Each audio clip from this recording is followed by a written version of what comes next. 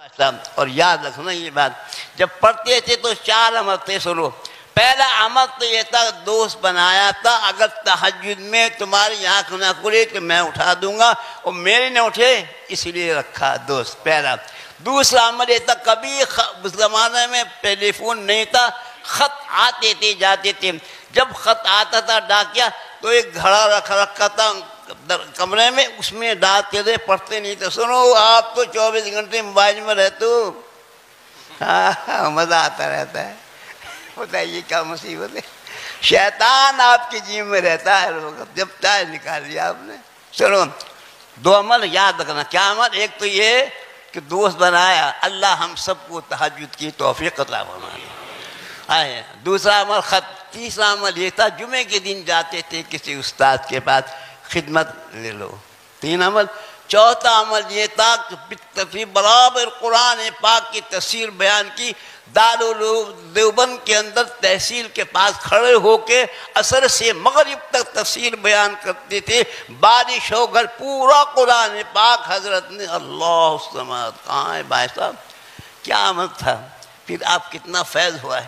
حکیم الامت، بڑے واقعات ہیں ان کے حضرت. آج ایسے ہی اگر ہم بن جائیں تو بڑی کامیابی. بات مولانا شاہ صاحب جیسے شخص، بتائیے اگر پیر میں کمال ہوگا تو مرید میں، یا استاد میں کمال ہے تو شاگرد میں. حضرت نے فرمایا کہ رابعہ بصریہ 41 برس سے عشاء کی وضو سے فجر کی نماز پڑھی ہے. اللہ اللہ. رابعہ بصریہ نے 41 برس تک عشاء کے وضو سے فجر کی نماز پڑھی ہے. شادی نہیں کی. حضرت حسن بصری تابعی تھے، ان سے مرید تھی وہ.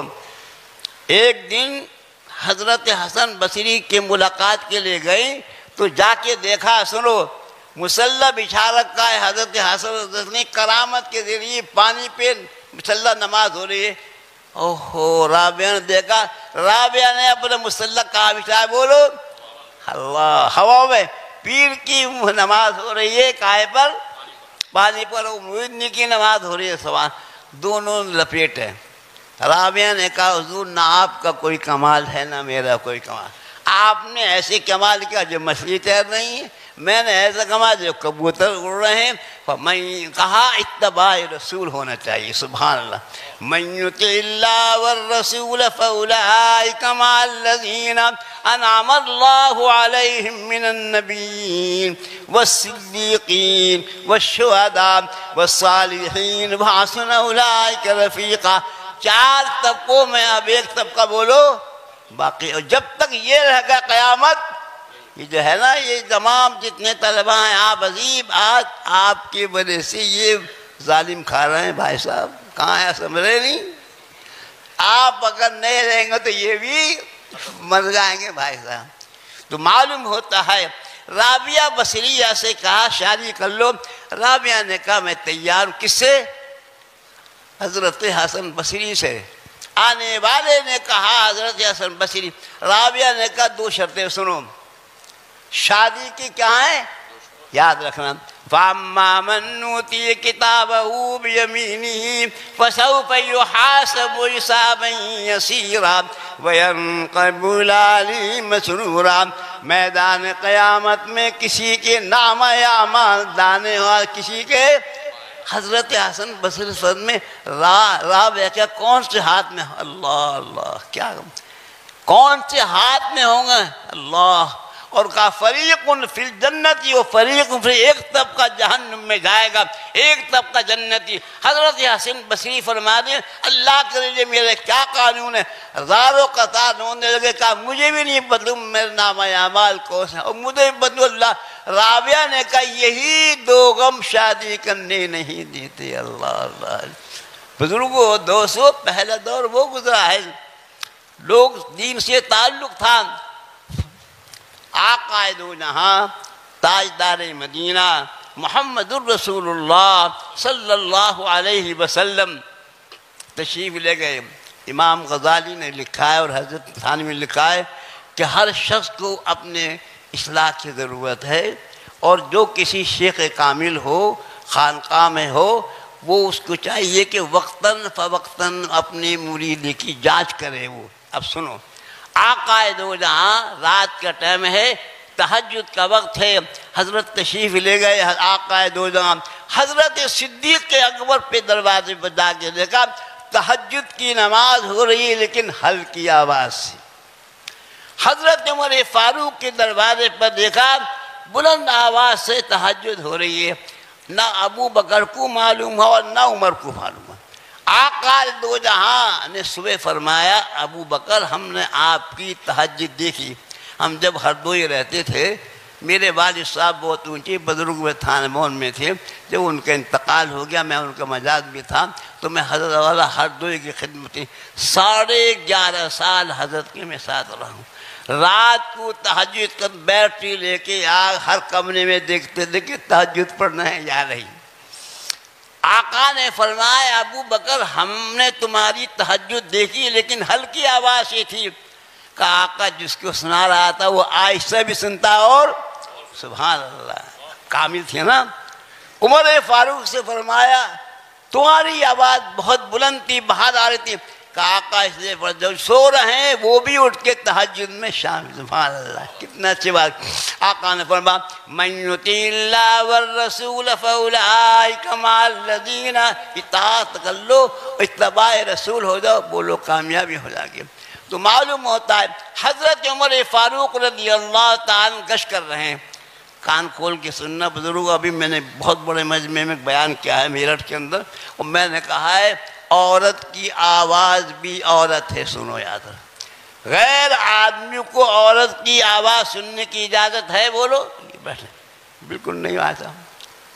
حضرت عمر فاروق گشت کر رہے تھے، ایک مکان سے گنگنانے کی آواز آ رہی تھی۔ حضرت عمر فاروق نے دستک دی، خاتون سمجھ گئی امیر المومنین کے علاوہ کوئی آنے والا نہیں ہے۔ اللہ اللہ۔ آقا نے فرمایا عمر تمہاری آواز سے شیطان میلوں دور بھاگ جاتا ہے، ایسا ایمان تھا۔ کہا کیوار نہیں کھولے، بڑا غصہ آیا، چھوٹی دیوار تو نہیں لیا، چھوٹی دیوار تھی جیسی کام کے لیے اور کس کام کے لیے کیا کریں گے؟ کیا کہہ رہا تھا حضرت عمر فاروق؟ غصہ آیا، چھوٹی مکان کی دیواریں تھی، سننا ذرا کان کھول گئی یہ بات، پہلے دور کیا گزرا خدا کی قسم۔ اللہ الصمد۔ پھلانگ کر کہا اے خاتون تمہاری آواز باہر آ رہی تھی۔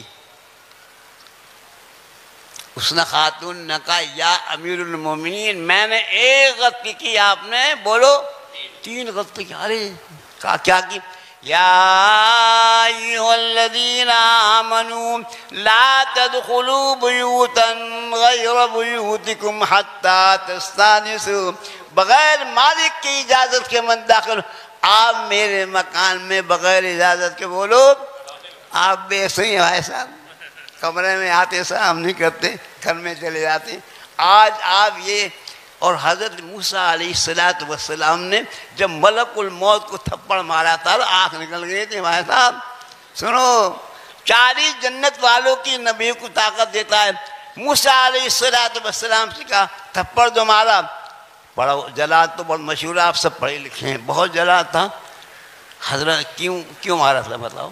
اللہ کے دربار میں حاضر ہوئے کہ موسیٰ تو دنیا میں رہنا چاہتا ہے، تھپڑ مار دیا۔ کہا تمہیں سزا مل گئی، تم نے بغیر اجازت کے داخل ہوئے اور بغیر سلام کے داخل تمہارا علاج کیا۔ آپ بھی ایسے سلام نہیں کرتے۔ اگر تھانے فرما ایک سلام آنے کا اور بولو ایک جانے کا سلام کرو گے بولو تمام کو انشاءاللہ جب بھی داخل ہوں گے کمرے میں یا مکان میں انشاءاللہ سلامتی ہوگی۔ تو حضرت عمر فاروق نے کہا مجھ سے غلطی ہو گئی۔ آج شاگرد نافرمانی کرتا ہے تو معافی نہیں مانگتا۔ سن لو بھائی صاحب، ہاں آپ معافی نہیں مانگتے۔ حضرت عمر فاروق نے کہا مجھ سے غلطی ہو گئی۔ کہا دوسری کیا غلطی؟ لیس البر بان تاتوا البیوت من ظہورها،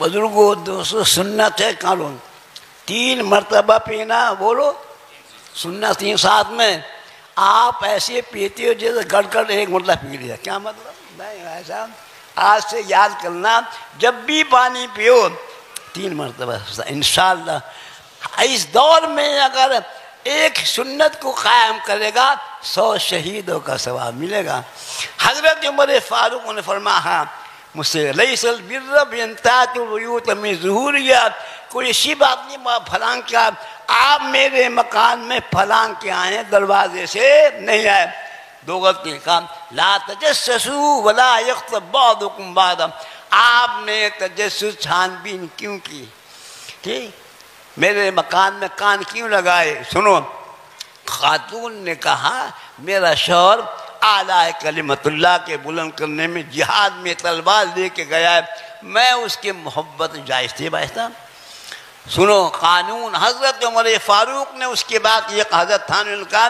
اس کے بعد یہ قانون بنا جہاد میں جانے والا 3 مہینے میں واپس آنا ضروری ہے اسی کی بات بنا اور کیجیے آپ پہلا دور وہ گزرا ہے بھائی صاحب بڑی بڑی خانقاہیں تھیں یہ بھی خانقاہ بھائی صاحب سن لو اگر شیخ موجود ہے تو خانقاہ بھائی صاحب یہ پہلے دور میں حضرت شیخ عبد القادر جیلانی کو حضرت نے لکھا 10,000 مہمان کھانا کھاتے تھے اللہ اللہ 10,000 حضرت نے لکھا ایک تاجر بڑے بڑے تاجر بڑے بڑے علماء بڑے بڑے لوگ بیٹھتے تھے ایک تاجر کو شیخ نے بلایا اور کہا تم کیا کرتے ہو میں کپڑا بیچتا ہوں لا کے دکھاؤ ذرا یاد رکھنا ہی طلبا یہ واقعہ کہا لاؤ دکھاؤ اب کپڑا جو دکھایا تو کم خواب کا کپڑا جو بڑا قیمتی تھا اس کو شیخ نے کہا ہمیں دے دو اس نے کہا حضور یہ تو بادشاہ بھی نہیں لے سکا کیا چھوڑو کیسا بادشاہ کہا جاؤ خادم سے کہا لاؤ کتنا دے دے اور چوکا بنا لیا اس کو درزی کو بلایا کپڑا دے دیا بغداد کی بادشاہ کو جب معلوم ہوا کہ جو کپڑا ہم نہیں لے سکے وہ بوریا نشین نے لے لیا بڑا غصہ آیا فخر و محا کے لیے کام کرنا جائز نہیں بھائی صاحب مثلا برادری نے کسی چھوٹی تھی برادری وہ چھوٹا تھا بہت کھانا کھلا اب اس برادری کا جو آدمی کھانا کھلا رہا ہے وہ کھانا حضرت نے فرمایا جائز نہیں ہے بھائی صاحب فخر و مباحات کے لیے کوئی اور تو حضرت عمر فاروق جس نے کہا اس بادشاہ نے کہا جا کے کہو انہوں نے کیوں خریدا اب وہ جو ہے تو وہاں تو بڑے بڑے لوگ بیٹھے ہیں سلاطین دنیا مشاق 10,000 جب مہمان ہوتے تھے بزرگوں دوست اتنے میں وہ درزی آیا یاد رکھنا درزی نے آ کے کہا حضور ایک بالش کم ہے کپڑا کا کوئی ٹاٹ کا ٹکڑا اٹھا کے دے دو اللہ سننا ہے وہ نہیں کہاں کم خواب کا ان کے ہاں کوئی حقیقت نہیں ہے سونے پیسے کی موت